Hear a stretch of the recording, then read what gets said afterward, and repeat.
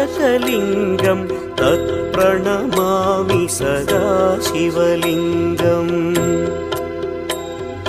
देवमुनिप्रवरार्चितलिङ्गं कामदहन करुणाकरलिङ्गम्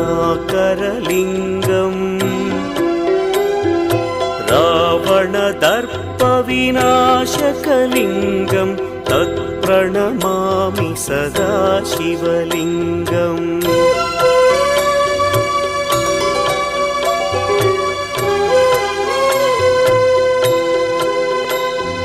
सर्वसुगन्धसुलेपितलिङ्गं बुद्धिविवर्धनकारणलिङ्गं सिद्धसुरासुरवन्दितलिङ्गं तत्प्रणमामि सदा शिवलिङ्गं कनकमहामणिभूषितलिङ्गं